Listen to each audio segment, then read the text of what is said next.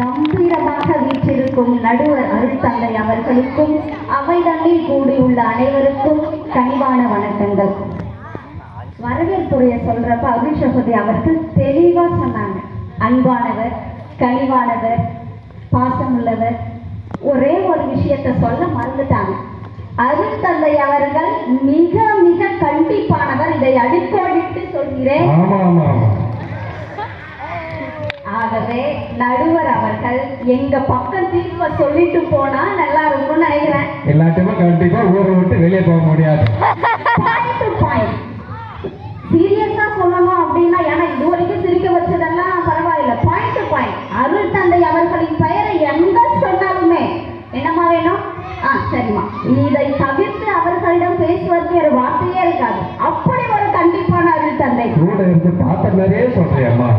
வெறும் வெள்ளை பேப்பர் தான் எடுத்துட்டு வரல, ஒன்னும் ப்ரிப்பேர் பண்ணல, வெறும் வெள்ளை பேப்பர். அருள் தந்தையை பார்த்ததுக்கு அப்புறமா பேனாவும் பேப்பருமா தான் தெரிஞ்சுட்டு இருக்கிறேன். பார்த்துக்கங்க, ஏன்னா கால் தன்னால ஆட்டம் கொடுத்துருச்சு. ஏன்னா மிக மிக கண்டிப்பானவர். தப்பா சொன்னா ஸ்டேஜ்ல வச்சு செஞ்சுருவார். கண்டிப்பா அப்படின்ற வார்த்தைக்கு பனிஷ்மெண்ட் அப்படின்ற ஒரு ஆங்கில வார்த்தையும் சொல்லலாம். ஸ்ட்ரிக்ட்னஸ், ஸ்ட்ரிக்ட்னஸ் அப்படின்னு சொல்லிட்டு ஆங்கில வார்த்தைக்கு எப்படி வேற வேற பெயர்களை சொல்றோமோ அதே போல தமிழ் வார்த்தைக்கும் கண்டிப்பு என்ற வார்த்தைக்கு வேறு வேறு பெயர்கள் இருக்கு. கராறு, கெடுபிடி, கடுமையாக்குதல், கடிந்து கூறுதல், உறுதியா கூறுறது, வரையறுத்து கூறுறது, திட்டுதல், நிந்தித்தல், கட்டளை, இப்படின்னு வார்த்தைகளை வந்து நம்ம அடுக்கிக்கிட்டே போலாம். கண்டிப்பு என்ற வார்த்தைக்கு ஏன் இந்த கண்டிப்பு? கண்டிப்பு ஒண்ணு இருந்தாதான், பனிஷ்மெண்ட் ஒண்ணு இருந்தாதான் நெறிமுறை கிடைக்கும்.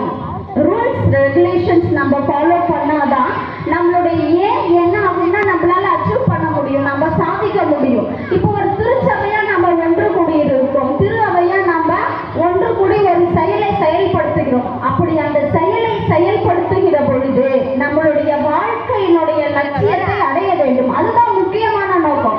நம்மளுடைய கிறிஸ்தவ நெறியினுடைய முக்கியமான நோக்கமே விண்ணகத்துக்கு போய் விண்ணக தந்தையை பார்க்கிறது, அவருடைய அன்புல நாம எல்லாரும் களி கூறுதல். அந்த அன்பை களி கூற வேண்டும் என்றால் இந்த உலகத்துல என்னெல்லாம் செய்யணும்னு ஒரு சில வரையறைகளை வகுத்து வச்சிருக்கிறாங்க. அதுக்கு நாம கண்டிப்பா அதுல இருந்து நம்ம தப்பிச்சுக்க முடியாது. கண்டிப்பாக அதுல இருந்து நம்ம தப்பிச்சுக்க முடியாது. அதுக்கு எக்ஸாம்பிள் தான் ஏதேன் தோட்டம். வரையறை விட்டு மீறினார்கள், கண்டிக்கப்பட்டார்கள். அந்த கண்டிப்பின் வெளிப்பாடு இன்னமும் நாம எல்லாம் திருச்சபைக்குள்ள இருக்கிறோம்.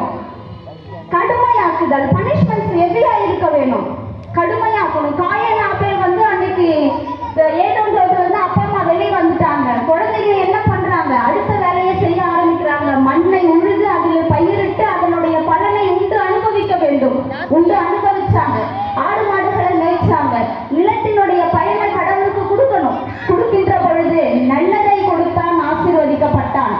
தீயதை கொடுத்தான், ஆண்டவரால சபிக்கல. அவர் அது எந்த விதமான பனிஷ்மெண்ட்டும் கொடுக்கல. ஆனா அவனை என்ன பண்ணிக்கிட்டான்? மேலும் மேலும் தன்னை, முதல்ல என்ன பண்ணல கடவுள்? பனிஷ்மெண்ட் பண்ணல. மேலும் மேலும் தன்னை பாவத்திற்கு உட்கொள்ளப்படுத்தப்பட்டான். தன் தம்பியை கொண்டுட்டான். இதுக்கப்புறமா அவன் சும்மா விடலாமா? பனிஷ்மெண்ட் கொடுக்காம இருக்கலாமா? பனிஷ்மெண்ட் கொடுத்தார். அதனாலதான் இன்னும் நம்ம என்னவோ குடும்பத்துல 3 எழுத்துல இருக்கிற அம்மா, 3 எழுத்துல இருக்கிற அப்பா, 3 எழுத்துல இருக்கிற அண்ணன், 3 எழுத்துல இருக்கிற தம்பி, தங்கச்சி, எல்லாரையும் அந்த 3 வார்த்தையை எப்படி தெரியுமா பார்த்துக்கிட்டு இருக்கோம்? ஒண்ணுமே இல்லை, ஒரே ஒரு புள்ளதான் இருக்கிறா. எனக்கு என்ன பண்றா தெரியுமா? இந்த 3 வார்த்தையை நான் வச்சுக்கணும்னா கண்ணு இருக்க கூடாது. ஏன்னா அவன் செய்யற எதையும் நான் பார்க்க கூடாது. காது இருக்க கூடாது. அவன் சொல்ற எந்த வார்த்தையும் நான் கேட்க கூடாது. என்ன பண்ணிக்கலாம்? கண்ணு அப்படி அந்த 3 செயலை செஞ்சா மட்டும்தான் அவன்கிட்ட நான் அன்பா இருக்க முடியும். அதுக்கு பதிலா ஓராடிப்போம். அந்த ஓராடிக்கு 1 மணி நேரம் அக்கடாம தூங்குவாயா பொண்ணு.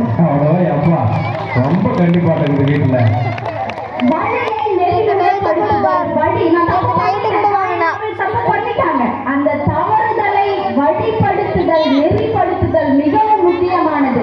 என்ன பண்றாங்க? சாமுவேலுடைய அழைப்பை எடுத்துக்கிட்டீங்க அப்படின்னா 3 முறை கடவுளை கூப்பிட்டிருப்பாரு. 3 முறையே தன்னுடைய குருவை போய் எழுப்பி கேட்டிருப்பாரு. குரு என்ன பண்ணிருப்பாரு? இன்னைக்கு ஒரே புள்ளிய வச்சிருக்கிற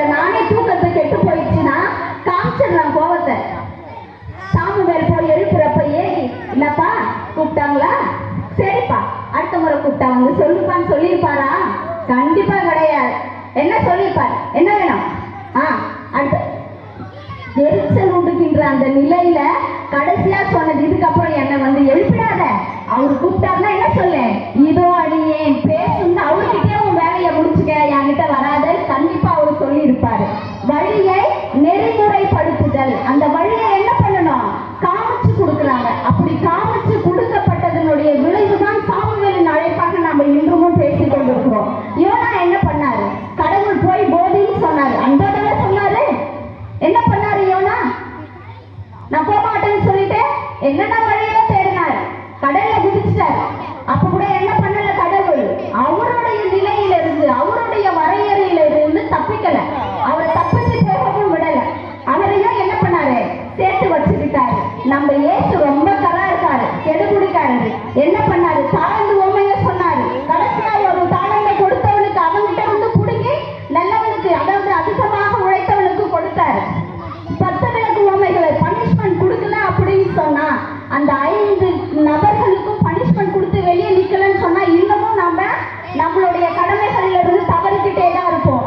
அதிகப்படியான புதுமைகளையும், அதிகப்படியான இயேசு செய்த புதுமைகளினுடைய அடிப்படையே அவர் கண்டிப்பா சொன்னதாலதான் நடந்துச்சு. 5000 பேருக்கு உணவு கொடுத்தாரு. அவங்க கிட்ட எங்ககிட்ட உணவே இல்லை, நாங்க எப்படி இவ்வளவு பேருக்கு சாப்பாடு கொடுக்கறது?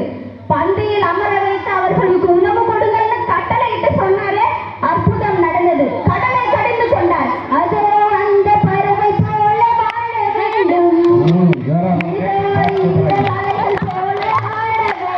கடலை கடிந்து கொண்டார். பறவை மாதிரி பறந்துட்டு போறான்றது சாதாரண நெறிமுறை. எஸ்ஐயா 40:31 இவ்வாறு சொல்கிறது, கழுகை போல வீரமாக உறுதியாக பறந்து இறை தேடி உண்ண வேண்டும்னு சொல்றாங்க.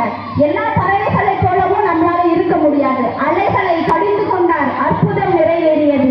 1 தீமோத்தேயு 5:20 இவ்வாறு சொல்கிறது, பாவம் செய்கிறவர்களை அனைவர் முன்னிலையிலும் கடிந்து கொள்.